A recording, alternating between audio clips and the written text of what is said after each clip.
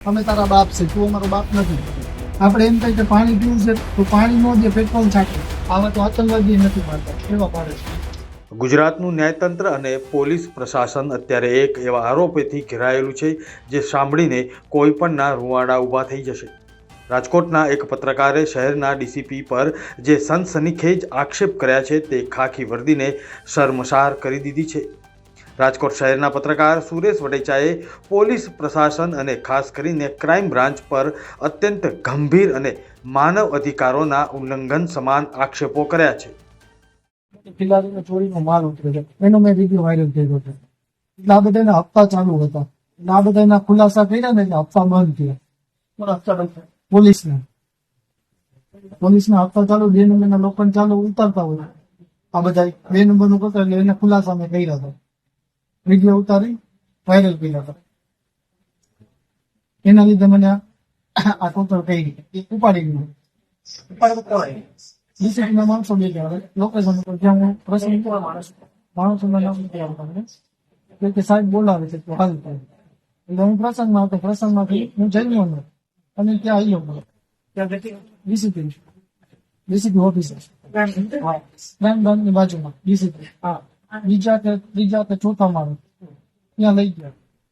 ત્યાં લઈને સીધો કાટલો પકડીને અંદર વાળું સીધો અંદર ગાળી દીધો, સીધો કપડા કાઢીને સીધો પાઇટ લીધો, પાઇટે બાંધ્યો. હા, કપડા કાઢીને બાંધ્યો. પછી મારવાનું ચાલુ કર્યું. 150 પટ્ટા માર્યા, 150 પટ્ટા માર્યા. અને સંડાસની જગ્યામાં પેટ્રોલ છે 2 બોટલ પોતે. હા, એને પોતે. પછી 10 કે 15 પટ્ટા માર્યા ને તમારો પગ ભાંગી ગયો. સાહેબ મને કીધું ઉતાર. હા, હું કીધા મારું પેટ્રોલ છે. હા, બાંગરભાઈ પોતે. અને મારો પગ ભાંગી ગયો. હા, એને પોતે. અને પાછો હેઠો ઉતરી ગયો ને ફટા મારીને ભાઈ બાંગરભાઈ, અને પછી ઉતારી પગ ભાંગી પોતે મારે. હા, પોતે જ મારે.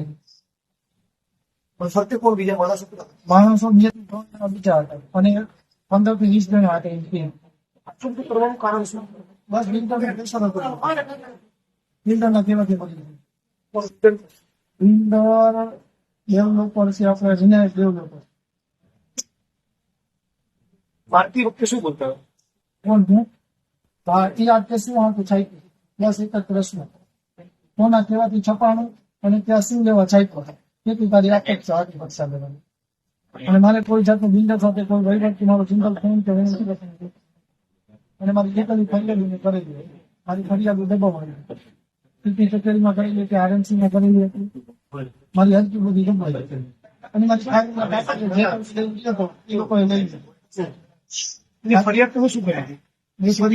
સીપીમાં ફરિયાદ એ કરેલી હતી કે મારું આવ્યું ને મને ખોટું મને બ્લેકમેલ કરવાની સાથે ધમકી મારે છે.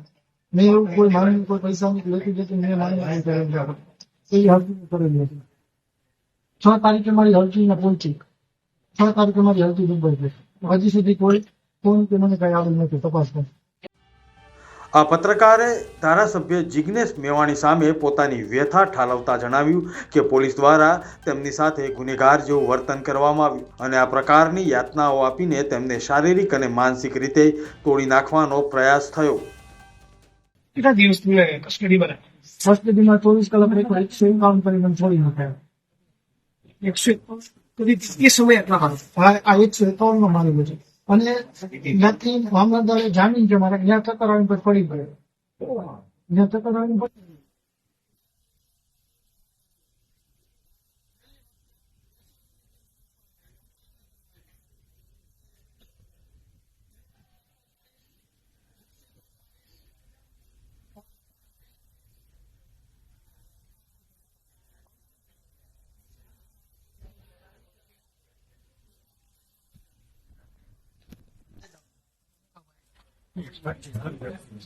અને ડોક્ટરને ત્યાં દાખલ ન કરતા. પછી તું ક્યાં ભયું જઈશ?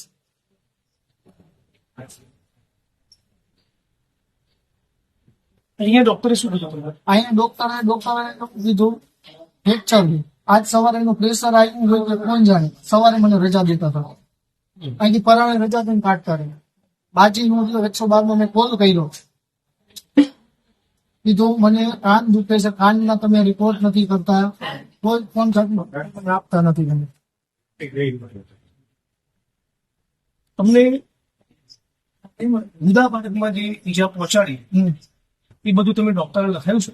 ડોક્ટરને લખ્યું તું, ન લખ્યું એ હવે મને નથી કહ્યું. તમે લખાયું? મેં બધું લખાવેલું છે. પોલીસે તમારું નિવેદન લેવા આવ્યું? પોલીસ નિવેદન લેવા આવી હતી, 3 વખત આવી હતી, 2 દિવસ આવી. ડીસીપી બાંગરવાનું નામ દઉં છું એટલે ફરિયાદ મારી કોઈ લેતો નથી. આ 4થો દિવસ છે, હજી સુધી કોઈ આવી નથી. એ કે ડીસીપી અમારાથી ફરિયાદ ન લેવાય એના લીધે. તમારું નિવેદન નહોતું? ના, નિવેદન મારું હજી સુધી મારી ફરિયાદ લેવામાં તમારા ઘરે પર એક લોકો કોણ કોણ છે? મારા મમ્મી એક મિનિટ. ભાઈ બહેન? મસાલા ભાઈ છે, એક ભાઈ નાનું છે. બિલ્ડરના કેવાથી બાકી એવું બધું મારી ઉપર કોઈ ગુનો નતો, તો 151 થોડી કમી થાય. જે ડીસીપી તમને મારેલું આખું નામ શું? જગદીશ બાંગર. એ જ હા, એ પોતે જ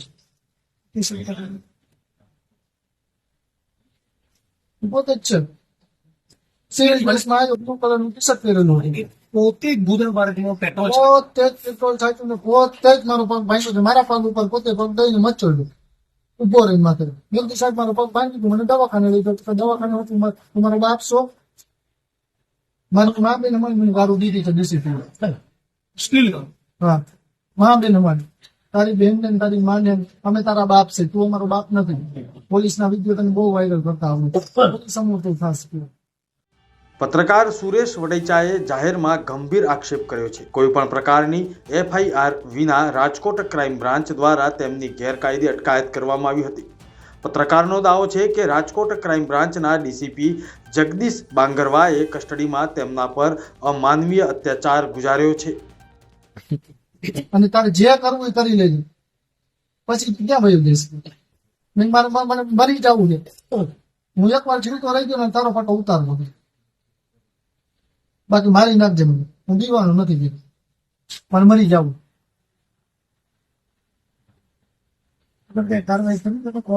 કોર્ટમાં મેં કેસ દાખલ કરેલો છે, પિટિશન દાખલ કરેલી કોર્ટમાં. અહીંયા અત્યારે નીતિ કોર્ટમાં કરેલી છે.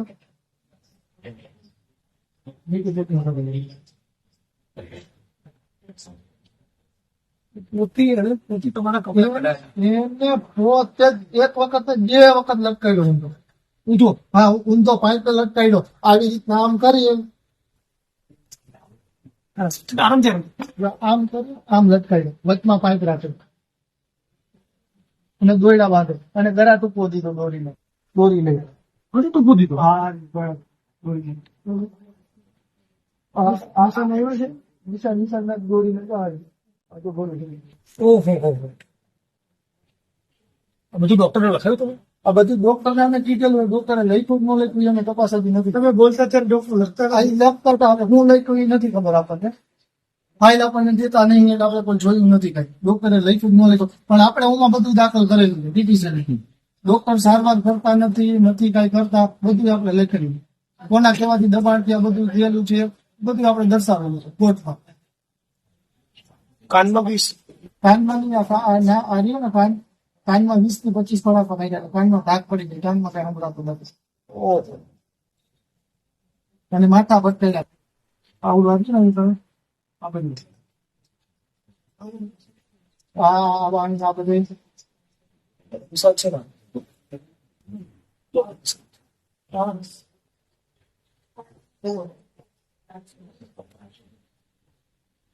પગના કરીએ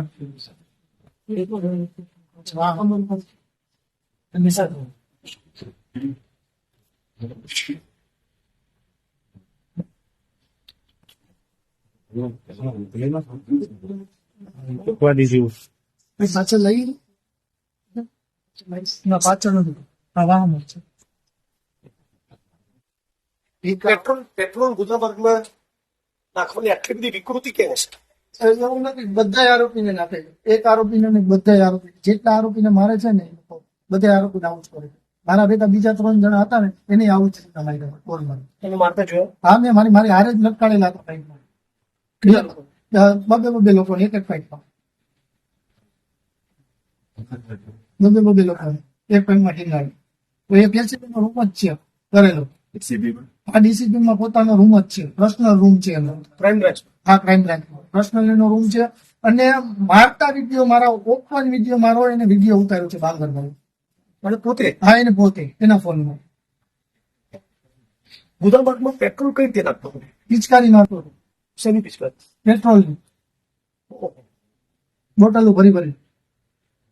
આપણે એમ કહીએ કે પાણી પીવું છે તો પાણી નો દે, પેટ્રોલ છાંટે. પેટ્રોલ પીવું છે તારે અને પાણી પીવડાવે ઢાંકણે આપણે પાણી પીવું છે. પત્રકારે કહ્યું કે ડીસીપીએ તેમને એટલો ઢોર માર માર્યો કે તેમનો પગ તોડી નાખવામાં આવ્યો. એટલું જ નહીં, સૌથી કમકમાટી ભર્યો આરોપ એ છે કે પોલીસ કસ્ટડીમાં તેમના ગુદામાર્ગમાં 2 વાર પેટ્રોલ નાખવામાં આવ્યું. પછી તમે દાખલ ના થાવ એના માટે ધમકી આપી. આ દાખલ થવા આવ્યું ને એને ખબર પડી ગઈ તો હું દાખલ થવા આવ્યું છે. એટલે એ લોકો તરત એસઓજી ની ટીમ પહોંચી ગઈ. ઉપાડો ડોક્ટરને જે પાટો નહીં બાંધો એનામાં લઈ જવાનું ઇન્જેક્શન દેવાનું. મને ફૂલ લાગેલું છે ખબર કે આવી નીચે આવવાનું મારે નથી કે તું ભાઈ ક્યાં જઈશ કે અમે અહીં કે પોલીસની ટીમ માથે મૂકી ગયો છે કીધું તમે રજા દે તરત પડી ગયો આવી ધમકી આવી દાદાગીરી. આટલું છતાંય લાગ્યું તોય નતા જવા કરતા. બીજા જે આરોપીઓને બાંધીને મારતા હતા એમની સાથે શું શું વર્તન કરતું? એની સાથે જે મારી સાથે એની સાથે તમને પણ પેટ્રોલ? હા પેટ્રોલ તો બગાઈ કોઈ પણ આરોપી જાય ને. હું પેલી વાર તો મેં બધા જોઈ લો 2 આરોપી બીજા અજાણ્યા હતા એને આ જ રીતના મારેલો. જેવો મને માર્યો એવો એને માર્યો. એ લોકો શું કહેતા હતા જે બીજા આરોપીઓ હતા? હા એ લોકો કોઈ મારા મારીના ગુનામાં આવેલા હોય એવા લોકો. તમારી તો મારી તો કોઈ જાતની કોઈ ફરિયાદ દાખલ નથી થઈ. જો ફરિયાદ દાખલ છે 151 મને કરીને હાથ થઈ ગયું 151 નથી થયું. 151 મારતા હોય તો મંડળમાં કેટલા કરે કેટલું કરે.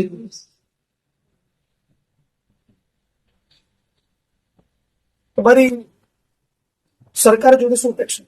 સરકાર જોડે મારે ન્યાયની અપેક્ષા છે મને કે મને ન્યાય મળે. અને ગુજરાતની જનતાને તમે શું કહેવાનું? ગુજરાતની જનતાને કે મને ન્યાય અપાવે અને આવા પોલીસ વાળા રહેવા દઉં છું. આજ મારી અહીંયા થયું કાલ બીજાનું હશે. આજ આ ગુંડા રાજ છે. આવા તો આતંકવાદી નથી મારતા એવા મારે છે.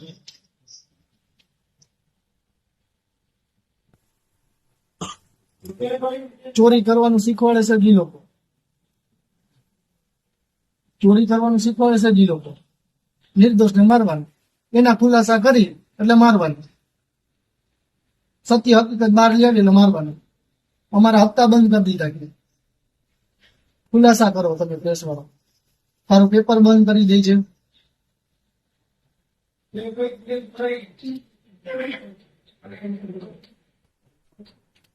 બીજા કોઈ પત્રકારો તમારા સમર્થનમાં આવે? બધા જોઈએ છે કોઈ રિવ્યુ ચલાવવા નથી.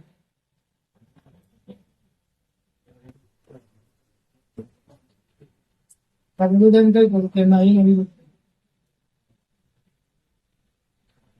મારી જોડે શું કહેશે? મને અપેક્ષા છે. બધા તમારી મદદ કરશે. તમે જે કીધું સાચું હકીકત જેટલી સત્ય હશે ફ્રેક્ચર છે તમને અહીંના ડોક્ટરે કીધું મોટામાં છે તો તમારું ક્લિયર ક્રેક છે. 15 દિવસની